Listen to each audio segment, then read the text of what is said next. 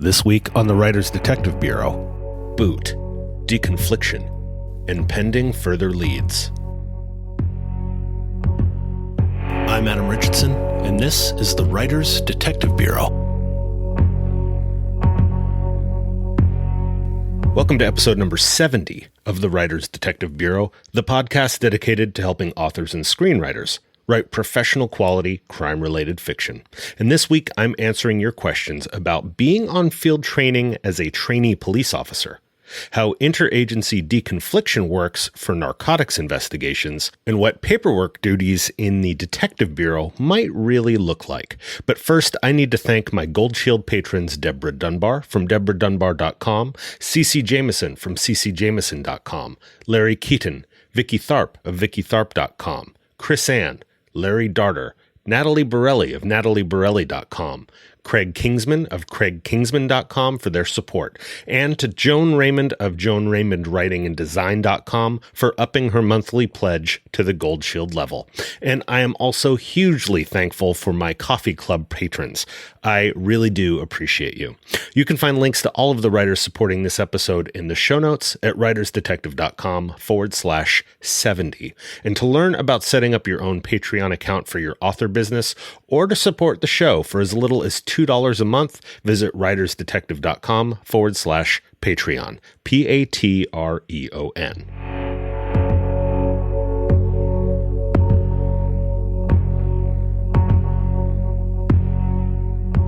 For those listeners here in the United States, I hope you had a wonderful Thanksgiving, and regardless of where you are in the world, I am thankful for having you as a listener.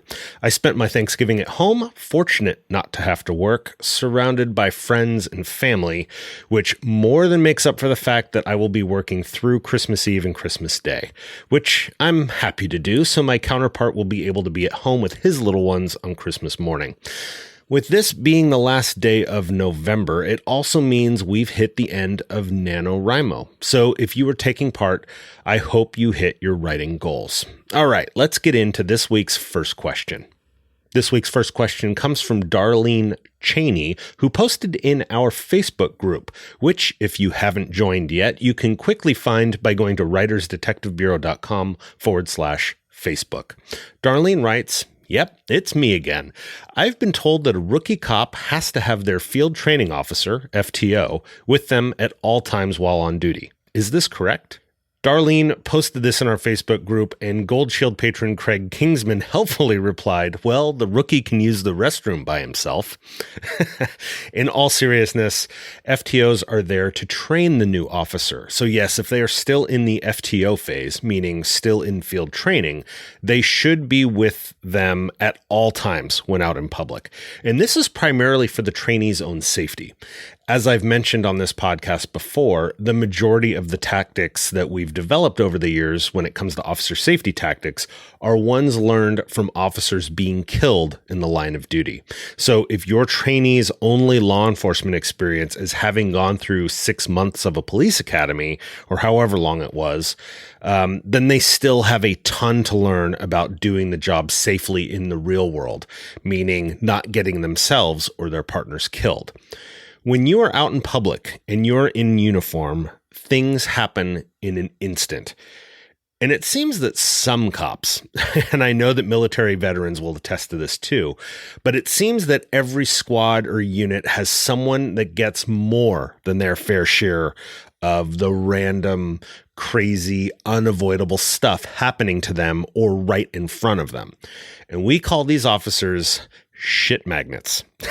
Shit magnets will have the DUI car crash happen right in front of their patrol car, or they will walk out the door of the coffee shop and right into a domestic violence situation unfolding. Shit finds them just like a magnet. And the thing is, as an FTO, you don't know yet if your boot is a shit magnet. Boot is slang for trainee, which is very old school and completely stolen from the military. So now you know why basic training is called boot camp in the military. Some agencies in Southern California, at least, still call their trainees boots informally. And department admin may frown on that term as it often sounds slightly derogatory especially to an outsider. But in reality, it's a reminder to the trainee that you still don't know anything yet, despite what your Police Academy Spirit Award or Top Gun Award or whatever might have you believe. We all want to feel good about our performance, but being on FTO is a time to learn and a time to perform without excuses. Excuses mean you're justifying your mistakes rather than learning from them. Being called a boot is that regular reminder that you aren't there yet. You need to keep your focus on learning, on seeing, and on demonstrating that you can do this job. Oh, and the term rookie can refer to a newer officer that may or may not still be in field training. And I mention that because rookie is what Darlene referred to in the original question. So rookie can be both a boot or somebody who's no longer on field training. So anyway, back to the field training aspect. Since this is an uncontrolled training environment here in the real world, it's the FTO's job to assess and manage what the trainee is and is not yet ready to handle. And FTOs are acutely aware that getting separated from your trainee can get the trainee killed in a matter of seconds. We've all seen TV shows where the bad guy leads cops on a foot pursuit and the duo of cops gets separated. That happened in real life to an FTO friend of mine, and when he found his trainee on the other side of a fence a few seconds later, his rookie was already in the bad guy's headlock, which, when you carry a gun on your belt, is a life-threatening situation. The bad guy ended up losing that fight, but he was very lucky he didn't get shot by the FTO or the the trainee for that matter. One more thing to note is that once a trainee is employed and starts field training, the trainee, from a legal standpoint, is a fully sworn police officer. They have a badge and a gun and full police authority, like police arrest powers. And this is after they successfully complete a police academy. But the FTO period is where the real learning happens.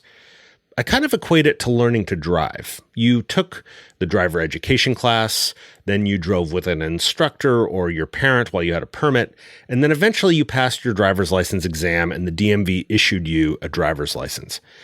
But how much did you really know about driving in the real world on the day you passed your driver's license test? That first 6 months or 1 or 2 years were where you really learned to drive. Maybe some close calls that taught you some important lessons, or getting yourself into situations where you had to rethink how you could handle it better. That's what field training is like. And even when a boot finishes field training, they're still going to be learning the job for years to come, which makes them a rookie, even if they aren't a boot anymore. And speaking of, boot was the title of a memoir written by an LAPD officer about his time in field training back in the 1980s. It was written under the pen name of author William Dunn, or William Dunn was the pen name that was used. I don't know his actual name. And it was published in the mid-1990s. So I don't know if you can still find the book, but it is a great read if you can find it.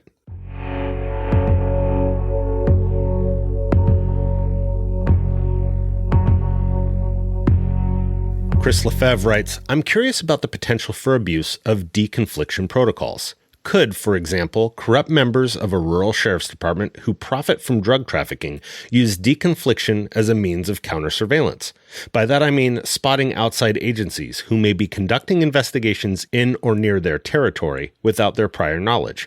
Thanks for any possible insight. It is quite valued. Great question, Chris. Back in June 2017, I posted one of my APBs, the monthly emails I send out. I posted one to my blog that covered the topic of deconfliction, specifically regional information sharing systems, which is known as RISnet or RIS.net, RISS. To save you from having to go back a few years in my blog, I will explain that RIS is made up of several regional law enforcement clearinghouses across the country. And when I'm going to run certain types of operations, like narcotics in this case, I will let that clearinghouse know. Now, I don't do this for a ton of different investigations. It's more of these proactive ones like a narc case. So let's say, for example, I'm posing as a drug dealer that's looking to be paid in guns. That's my intention with my investigation. And I'm running this operation in the city of Los Angeles. I will let that clearinghouse know. So I'm running this operation. But what happens if there's another police agency I don't know about that has its undercover cops posing as gun runners, also in the LA area? When they call into the clearinghouse to notify them of their intended operations, I will get notified that they have a similar operation running in the area. And this, in theory, the whole purpose of this clearinghouse should prevent both of those teams of cops from investigating each other, or worse, ending up pointing guns at one another. So that's how the system is supposed to work and why we have deconfliction. Now, there is a pretty significant vetting process to access these clearinghouses. So it's not like you can just call up and tell them your name and your agency and what you've got going on. You have to be granted access to the clearinghouse. And that usually comes with a need to know, like being assigned to an investigative unit that works these kind of cases, as well as having bosses on both sides, both at the police department and in the clearinghouse, approve your application. And there's like this whole check and balance thing that happens. But to get to your question, Chris, I guess it would be possible that locals could be tipped that way, but they'd have to have their own active operations going in the area that the clearinghouse is notified of. And then there's a record of who was notified and why. The clearinghouse doesn't just pick up the phone and say, this team's working in your area. There has to be a potential conflict identified through both the location and the time of the operation. Now, that said, we typically do give notification to the local agency whenever we're going into another area, regardless of the whole clearinghouse thing. And that's just to let them know that we're working in their city. This is a courtesy that most agencies do, not just as a courtesy, but also prevents potential blue on blue situations where if we're trying to do a drug bust and we're, got beards and long hair and not in a typical patrol uniform, it helps for the locals to know that there are undercover cops working in their area. So we don't end up getting shot if we're in the middle of doing a bust. And when we are doing those narc busts, we might even ask for the local department to provide a patrol officer or two for a uniform presence during a bust. So that would certainly alert the locals to our presence in their city, if that works for your story. Now, that said, if I had any inkling that my case had sprung a leak, like the rural sheriff's department was running protection for their local drug dealers, or they were doing some sort of profiting off of them, however that thing unfolded, that would become the priority investigation right there for me.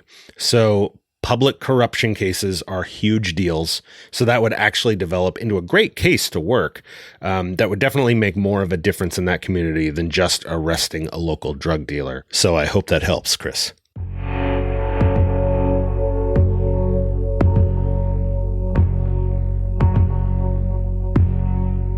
Erica Pera asked, if a detective is on desk duty and is assigned to look over the paperwork of all the squad's open cases, what minor errors might he pick up on? Like an officer failing to submit Form A, or maybe someone submitted Form B when it should have been Form C. Ideas would be welcome, and please, specific terms would be appreciated. Great question, Erica. The ever elusive paperwork shuffle. Realistically, there wouldn't be many errors to pick up on when it comes to procedural stuff like that, because the reports the officers write are not turned in until they've been approved by a supervisor. So if Form A isn't attached, the patrol sergeant kicks the report back to the officer to fix. Technically, most detective work is desk duty, but I think I know what you're getting at. So if you're looking for ideas of what kind of monotonous duty you could give someone, something relating to doing boring paperwork stuff in a detective bureau, I do have an idea. And first, I should explain that any crime reports that come from patrol that aren't already cleared by an arrest are reviewed by a detective supervisor, like a detective sergeant, who will either assign the case to one of the detectives in their unit, or they will suspend the case because there aren't any leads left to follow up on. So I hope that makes sense. So the detective's kind of the gatekeeper here on whether a report gets assigned to a detective or not. And those or nots are, as we say at my department, suspended pending further leads. So if you're looking to punish one of your characters with some monotony, you can have them assigned to follow up with the victims on all of these about to be suspended pending further leads reports, where he has to call each victim and double check that there's nothing else to add to the report. So, for example, the city's having a rash of car burglaries, but there's no usable evidence at the scene. The sergeant assigns your guy to call each victim to double check that nothing else was stolen, that they don't have any Ring doorbell videos, or that the burglar didn't conveniently lose his wallet inside the car and the little old lady just discovered it and meant to call the detectives. You can definitely have some fun with this, especially if he's spending his mornings listening to how Mrs. Anderson thinks her cat, Mr. Sniffles, can pick the car burglar out of a lineup because Mr. Sniffles looks out the window all night long. And if you're writing a cozy cat mystery, I really hope Mr. Sniffles really does prove the annoyed know-it-all detective wrong. Thanks so much for listening this week, and it was great getting to meet so many of you at 20 Books Vegas. You don't have to have published your book to send me a question. You just have to go to writersdetective.com/podcast and fill out the form. Last week was Patreon's Thank You Patrons Day, where I gave away Writers Detective mugs and bags of Writers Detective coffee to a few lucky winners, and all of my Gold Shield patrons are getting Writers Detective Gold Shield lapel pin badges. So if you're interested in getting one, check out writersdetective.com/Patreon to learn more. Thanks again for listening. Have a great week and write well.